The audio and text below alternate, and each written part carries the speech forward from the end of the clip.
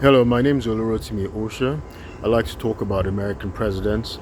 I am concluding my discussion arguing that the Mafia did not assassinate President John F. Kennedy, our 35th president, contrary to claims. And so I'm just going to do a summary. I think I've made all the main points that I was going to make in a previous video, and so I'm just going to summarize my main points and just conclude why I think that the mafia did not kill John F. Kennedy. Uh, for one thing, I'd argued about just the rules, the strict rules of conduct uh, that the mafia operated by, right? So the mafia operated by very strict rules of conduct. We see during the time of Lucky Luciano when he set up the commission, and they don't go after law enforcement and government officials because they don't want a backlash, a blowback that would cause law enforcement crackdown on their operations, right? So the method of the mafia was to infiltrate the government by politicians, by cops, by judges, and also they had now, by the time of President John F. Kennedy, they had come to successfully fuse, proceeds uh, from their, black market, from their proceeds from their criminal activities. They come to fuse it with legitimate businesses that were now big business in casinos. We know of Las Vegas, in in movies, in Hollywood, in many big corporations, and come to successfully fuse uh, uh, criminal activity with legitimate businesses. They'd come to use legitimate businesses, big business, to launder their criminal enterprise. So it would be counterproductive for them to actually go against against the number one enforcer, our number one executive, the most powerful man in the world, and have a result. The fallout of uh, an entire government crackdown on the mafia. Again, people who make it to the top of the chain, the mafia chain, and are part of the commission. Uh, it's a very hierarchical operation. Again, they're very, very intelligent people, right? They're very intelligent people, despite the fact that they may be, they may be cutthroats, they may be, very unsavory characters, or they may be Machiavellian, but they're very intelligent. They have a survival instinct. Now, a feature of highly intelligent people who have that survival instinct is that they do not fight entities or beings that are stronger than them, that could actually destroy them, that could obliterate them, right? So the American government, the U.S. government, was such an entity that would obliterate the mafia. So the mafia, the leaders, were too intelligent to go to engage in a war with the U.S. government. So that's one reason. So another reason also, apart from it being counterproductive. Another reason is just judging from history. Lucky Luciano had a mobster, Dutch Schultz. He had Dutch Schultz, not just Lucky Luciano, but the commission. They had Dutch Schultz. He was a mobster who they had him killed when he wanted to assassinate a prosecutor, Thomas Dewey. Dewey was a New York prosecutor who was going after the mob, and he eventually became governor of New York. And in fact, he ran for presidency a couple of times, and he lost. But he was very notorious for going after the mob. And Lucky Luciano and the commission, they had Dutch Schultz, who wanted to assassinate Thomas Dewey. They had Dutch Schultz killed. Even though Lucky Luciano ended up being locked up in prison for a long time, he got over 30 to 50 years for prostitution and whatnot. Uh, and this was meted out by Thomas Dewey himself, I believe. And so apart from that, even John Gotti as well. John Gotti had wanted Rudy Giuliani when he was a prosecutor. He'd tried to assassinate Rudy Giuliani as well, but the commission, stopped him, and they told him no, that he couldn't kill Rudy Giuliani. So these are prosecutors. They come and go. One prosecutor, the nation wouldn't know. So you can imagine how the mafia would feel about President Kennedy, the president that was very much loved. President Kennedy remains one of the most loved American presidents, and so the mafia style. They were laundering their image. Apart from them fusing their business activities with legitimate big business, they were also laundering their image. They wanted to be accepted by the public. They felt they filled a vacuum. Uh, Killing the president of the United States and then talking about it, it would really make them be a monster. So it was just not it was not something that was consistent. Assassinating the president of the United States was not consistent with the way the mafia operated. And then you can also see Lee Harvey Oswald himself was not a mobster. He was not. He was a former Marine. He was more likely an illegal agent, an illegal intelligence agent. That's he was on. He didn't have any cover, and I'll get to talk about uh, the role of the intelligence agencies, including the CIA later on. I don't think the CIA had him. Had JFK assassinated either. Now the thing is, though, so in the 60s and the 50s, during the Cold War, the KGB and the Soviets, right, had managed to infiltrate the U.S. government, especially their clandestine services, the CIA, and government agencies. So they did this more successfully than uh, the American counterpart. So they had double agents. America also tried to infiltrate. They tried to have spies in working in the KGB and the Soviet government as well that could leak them, that could sell them secrets and things like that. But the thing is, the Soviets were more successful at doing this. In fact, the head of the counterintelligence units of the U.S., a guy called James Angleton, at one time he thought the very top echelon of the CIA had been infiltrated by KGB agents. That they were moles. That's what they called them, moles, sleeper cells. So the Soviets, following the Second World War, and even prior to that, during the Stalinist era, right, they successfully cultivated what were called sleeper cells.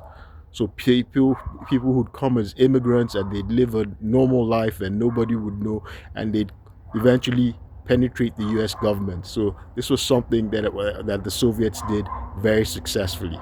So there's a former CIA director. He was director of the CIA during President Bill Clinton's presidency. His name was James Woolsey, I believe. He wrote a book claiming the Soviets actually killed um, JFK. So I'll get into that later on in a subsequent video. But right now, I'm just summarizing, my, you know, my analysis on why uh, the mafia did not kill JFK. Um, and additionally, the uh, the mob bosses that it's speculated killed JFK, again, they had no real incentive to do that. Yes, people can talk about, for instance, Michael Franzese. They might talk about how the mafia hated JFK because they felt he sold them out. That they were responsible for getting him elected as president. They believed that JFK's dad was a you know, had more mob affiliations. That has nothing to do with the assassination of JFK, right? you can hate somebody, but you don't necessarily have to act on it. And the fact that every mafia person out there hated JFK because his administration was aggressively prosecuting the mafia. That doesn't mean that they acted on they actually took steps to assassinate the president, or that they assassinated the president, right? Again, since they got him in ostensibly through elections, well, they can easily get him out a year subsequent to the time he died, right?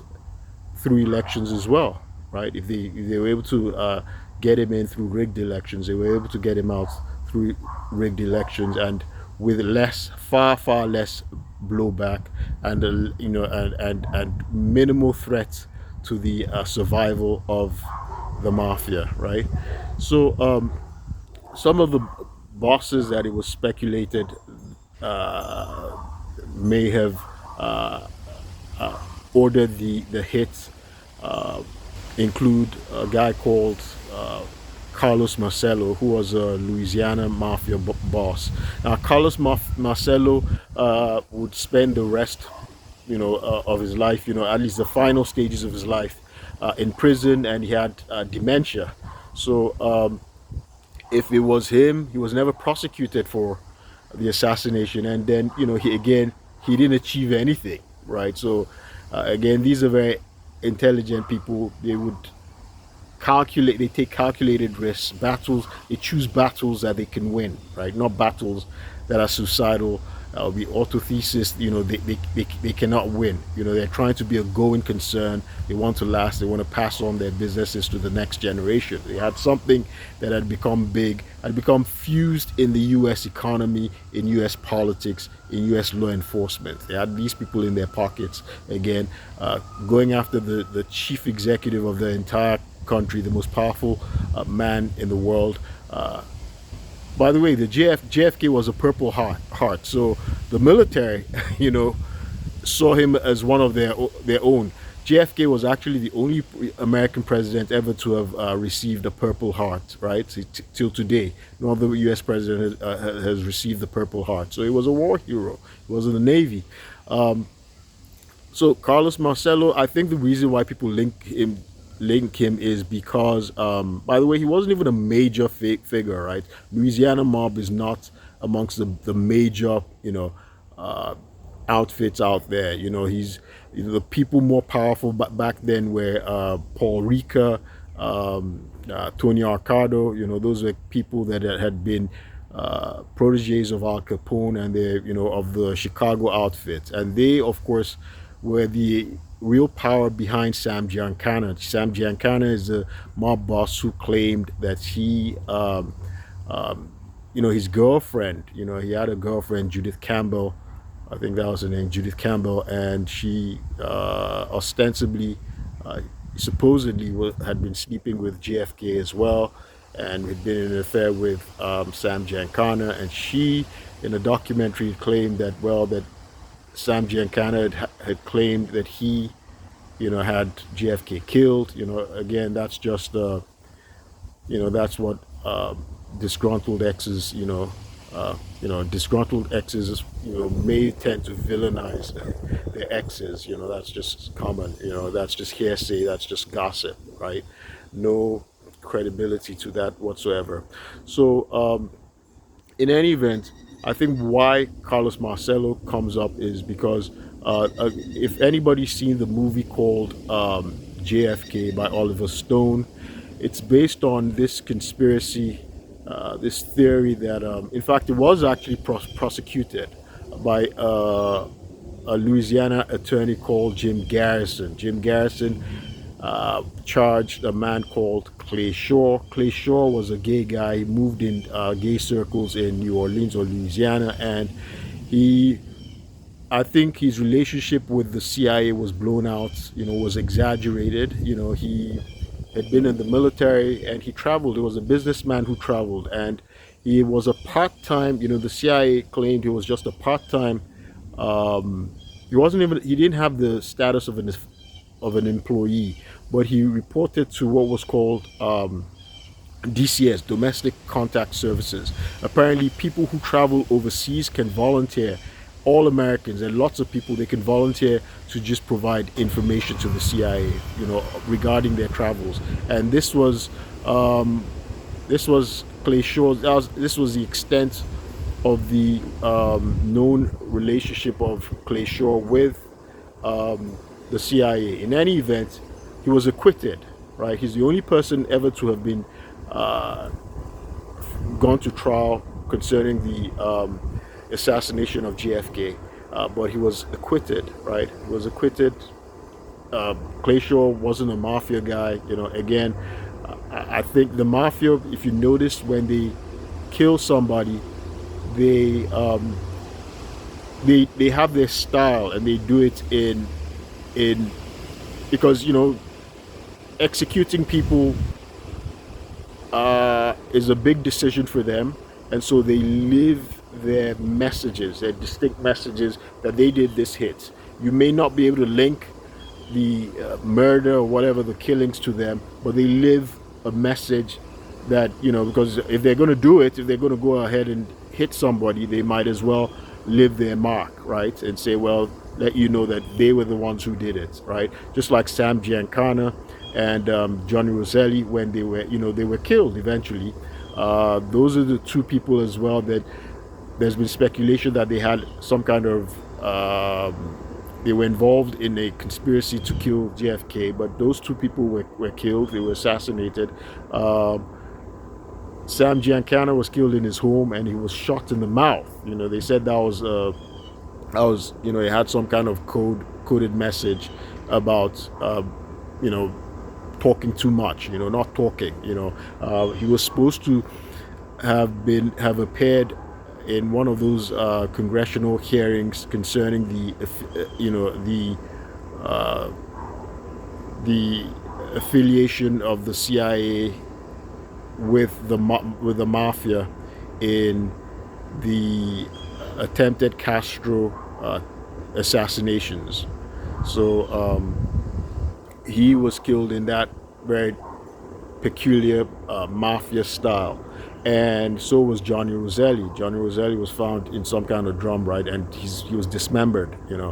So I think he'd been, suffocated or something like that, and then he was dismembered. He was put in a drum, they dumped him somewhere. So they have this style. If you remember the movie Godfather, when Luca Brasi, the hitman of the Godfather, when he was killed. Again, by the way, Luca Brasi was actually a real life mobster. He was really a mobster. He worked for was it Colombo crime family? I can't remember, but he was a real life mobster, right? And so he played that role because the mafia had approved the production of the movie The Godfather. And so in any event, I was talking about Luca Brasi, the way he was killed. When he was killed, they sent fish, like paper wrapped up, fish wrapped up in paper to the Corleone family. And when they saw it, one of them was a tester. He said, "Hey, that's Sicilian. It means Luca, swims with the fishes." So again, they had this distinct way of killing somebody. Lee Harvey Oswald was not, he was not a mobster. The way JFK was killed, it was not mafia style. They had numerous ways of doing it. So again, it just wasn't their style. There was no incentive for them. It would be autothysis for the mafia as well. They'd become this very large organization that had fused, it's fused itself with American business, legitimate American business.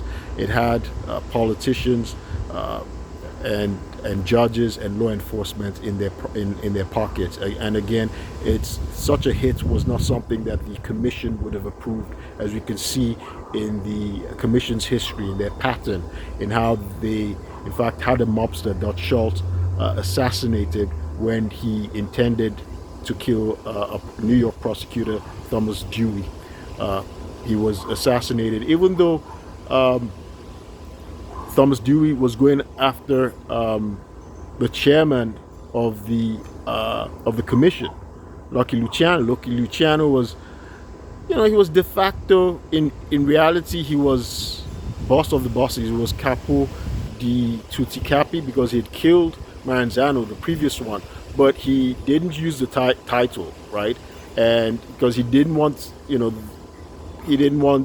to create rivalry or feuds for families that wanted that position. So he just sort of tried to make all, the network of mafia bosses be all equal, and each person stay in their lane, in their territory, and they have the commission, and they negotiated and they rubbed minds together and they came to an agreement on things. Although he was chairman of the commission, but again, Thomas Dewey ended up locking up, convicting Lucky Luciano, and he got him about 30 to 50 years.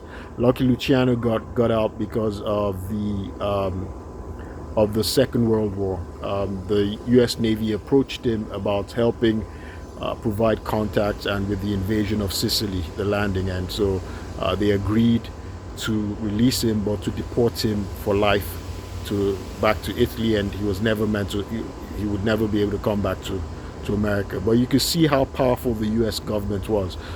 John Gotti, who had tried to kill Giuliani, and the mafia, stopped him and told him he couldn't.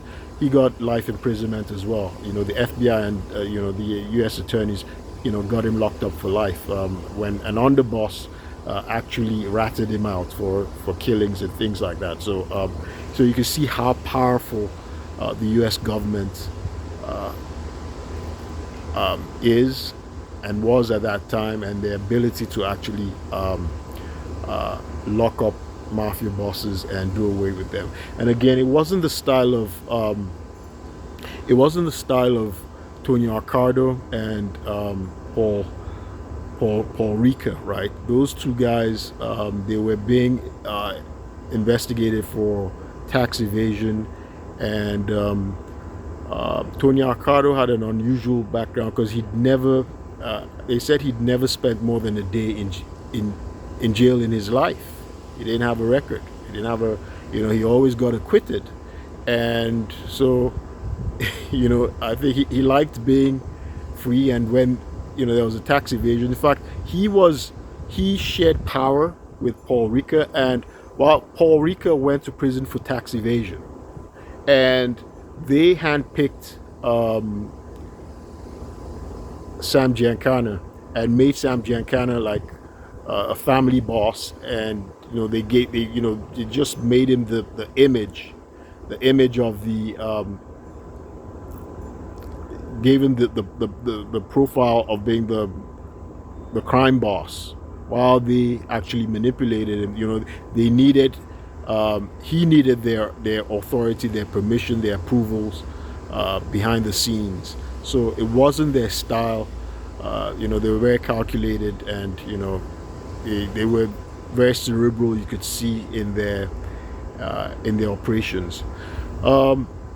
So I'm going to get into what I think happened. I mentioned the other aspect is the claims that the mafia may have collaborated with the CIA to assassinate JFK. That is not going to happen. Again, the mafia bosses, I think they're intelligent people. When the CIA is the government, when the government comes to ask a criminal to commit crime, what's that called? That's like entrapment. Entrapment is a defense, but they're actually trying to induce you to shoot yourself in the foot, because they can always use it to lock you up. Entrapment came up as a defense later on. So the mafia bosses are not going to be stupid enough to do that, right? Because that'll be a way for them to, again, and the CIA has plausible deniability, right? They will never admit to doing that, and they probably will burn all the trail to them that they ever got the mafia bosses to do such heinous, and stupid act, right? But importantly, if there was any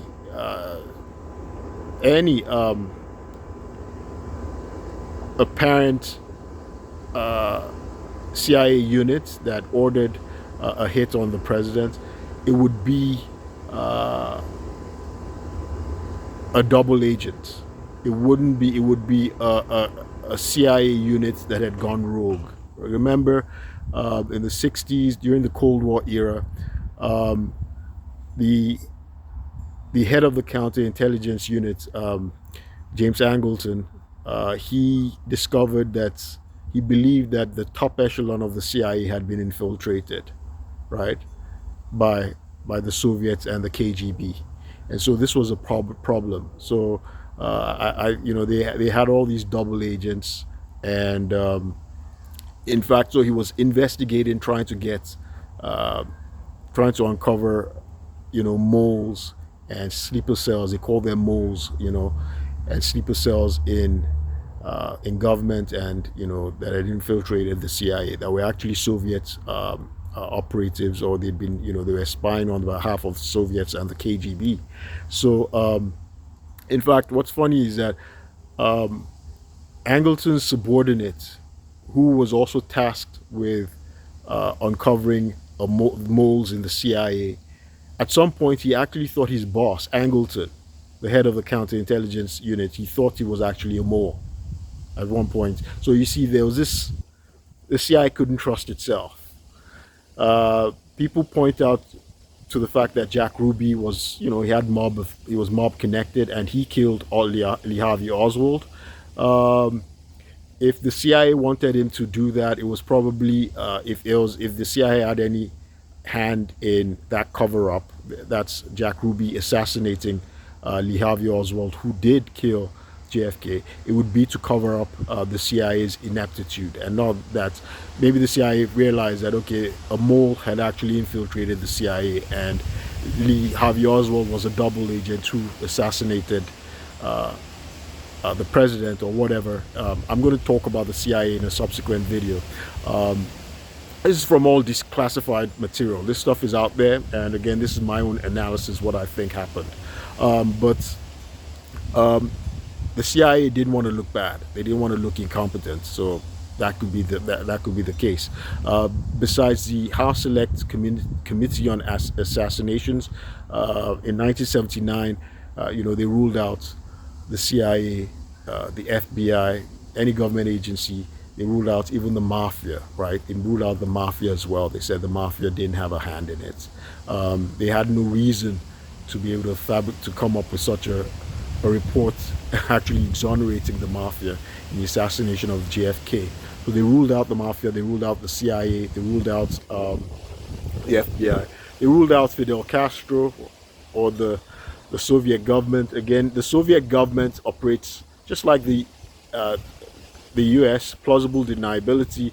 They're never going to admit to that, right? They're never going to admit to it. So anyway, this video's gotten long. I think I put a wrap to it, and I'll do a subsequent video discussing why I think the CIA did not have JFK killed either.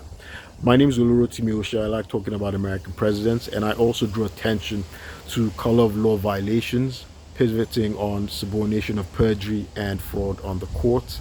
I was swatted in my home on May 16, 2023 by rogue agents, and including Montgomery County police officers.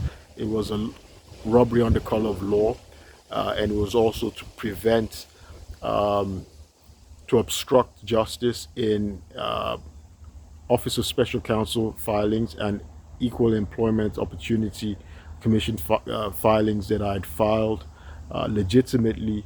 And as of that day, I was an auditor in the Department of the Navy, holding a top secret clearance.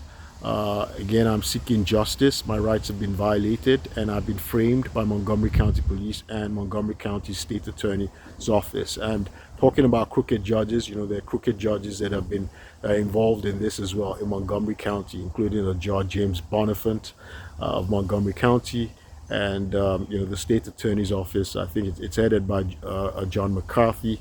There's just a lot of corruption, public corruption in Montgomery County, and you can see, we have something going on where there's public corruption, malfeasance in office, and we're not a banana republic or third world country, but we do have corrupt public officials violating not just the rights of Americans, but also it violates the integrity of our legal system and our government. I'll keep you posted. Thank you.